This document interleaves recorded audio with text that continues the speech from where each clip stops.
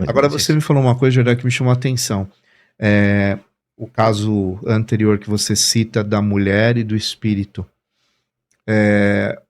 De fato, é é um processo mútuo de evolução, então, Sim, porque é tanto para a pessoa que está encarnado quanto para o obsessor. sim, Então, é um processo de compreensão de ambos, né? exato.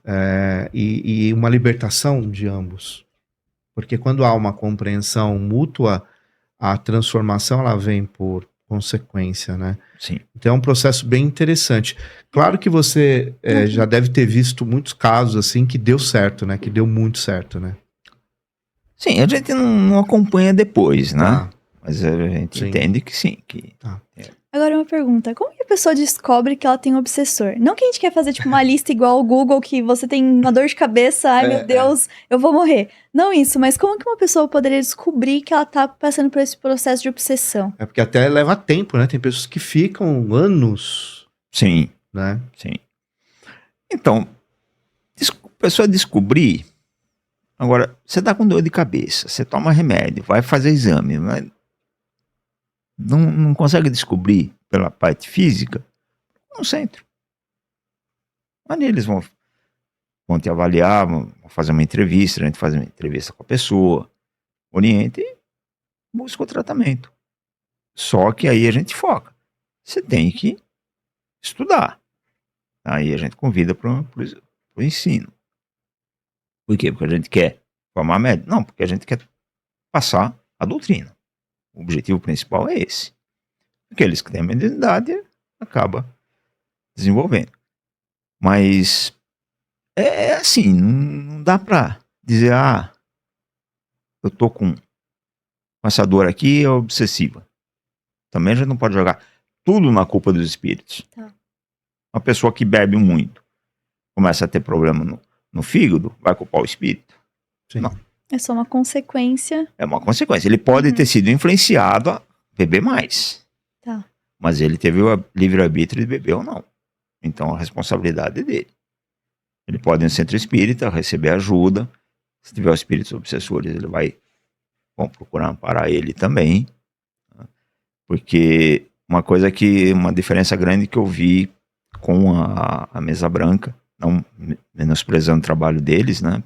Hoje eu não sei como funciona, mas na época que eu trabalhava, a gente tirava o espírito. No kardecismo a gente procura fazer diferente, a gente procura fazer a integração entre os dois, a harmonização, porque é só assim que as coisas vão funcionar. Porque é que nem um delinquente. Ele roubou. Você pegou ele, julgou, condenou, temos o direito de colocar ele na cadeia, para ele cumprir a pena dele. Só que não do jeito que está na nossa cadeia. Ele tem que ter condições dignas e uma reeducação. Essa é a proposta. Essa é a proposta. Deveria ser. A Agora, lei de execução penal prevê isso. prever, mas o que a gente faz? Montou eles lá como pior que animal, a gente quer o quê? Então não adianta. Nós temos o direito de nos defender assim. Tá? Então não existe uma regra. Isso é obsessivo, isso não é. Não, cada caso é um caso. Só que é importante a gente trabalhar os dois lados juntos. Tanto a medicina convencional, alopática, homeopática, que seja, e a espiritual juntos. Porque quando as duas trabalharem realmente em conjunto, aí as curas serão mais efetivas e muito mais práticas. Tá. Porque o problema, a medicina ela trata o corpo físico, mas a doença é consequência de nossos atos passados que danificaram o nosso perispírito e que a doença está no espírito e no perispírito. Então é lá que nós temos que tratar. Além de tratar o corpo físico também. Tá? Mas temos que ir na causa, na origem. Quando a gente tratar a origem e a consequência, a gente resolve o problema de vez. Ou seja, corpo, mente e espírito é uma coisa completamente só e em conjunto. Sim, em conjunto. Não tem separação. Tá.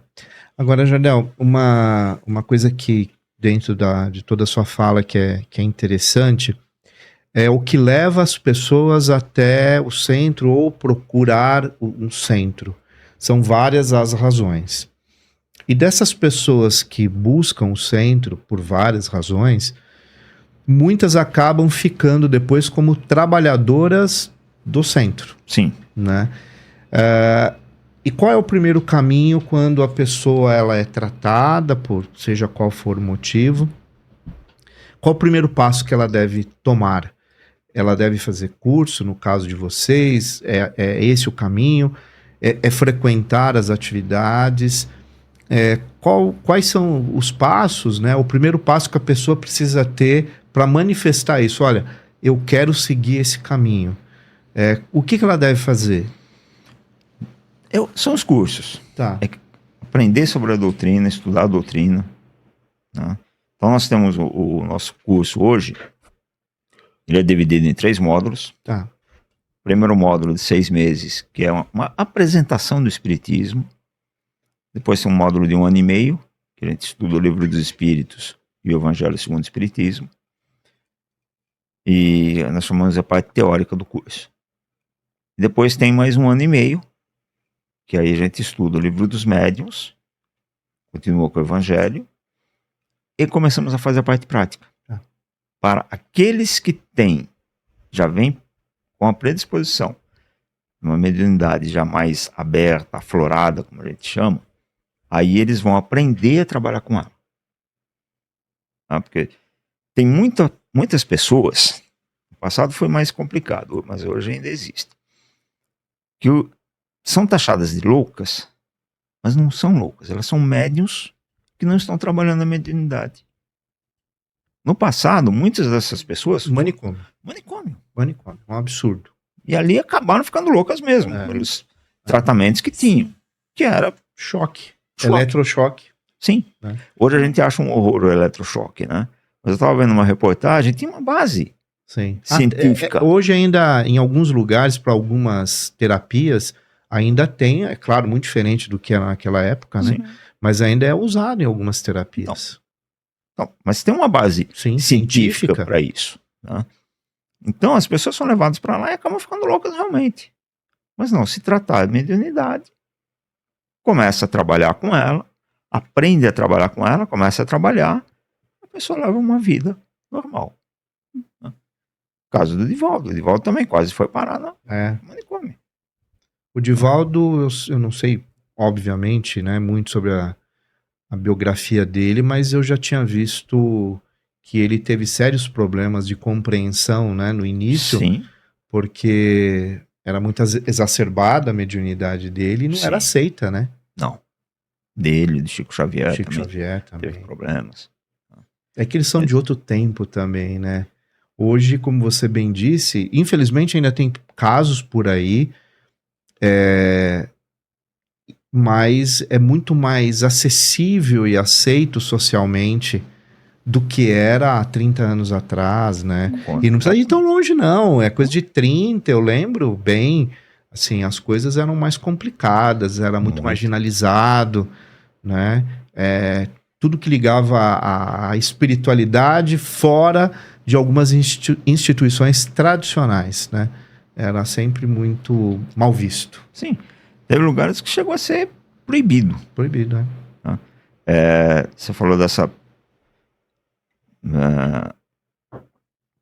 as pessoas não aceitarem, né, do preconceito. O nosso centro, ele começou a casa, nós estamos começando a construída na década de 50. Foi construída na década de 50. Teve vezes que eles levantavam durante o dia, as pessoas iam lá e derrubavam a parede. Derrubava a parede. Bom, isso na década de 50 do século passado. Só lá não. Eu trabalhava com uma monitora aqui na nossa casa, que ela era do Nordeste. E na cidade dela tinha um grupo lá que estava querendo construir uma casa, acontecia a mesma coisa. Eles levantavam de manhã, de noite o pessoal ia derrubar. E isso aqui é 8, 10 anos atrás. Que absurdo. A intolerância religiosa ainda é muito. É um problema. E num país onde a miscigenação foi absolutamente feita e processada no cotidiano dessa terra, e por consequência disso, o sincretismo religioso veio no mesmo pacote, né? Veio no mesmo pacote. Porque todas essas etnias que para cá vieram, e ainda vêm, com elas tinha ali uma estrutura cultural, religiosa, gastronômica, tudo, vem para cá, mistura, né? E vira um país extremamente ecumênico na sua essência, mas com pessoas ainda que carregam preconceito, não só contra religiões, mas também contra etnias, contra ideologias, contra, na verdade, aquilo que é diferente daquilo que eu quero como verdade absoluta, né? Sim. Aquilo que é dogma para mim, eu tenho que impor para o outro. Que é o erro do passado, né? Os erros do passado que eles teimam ainda de vez em quando aparecer.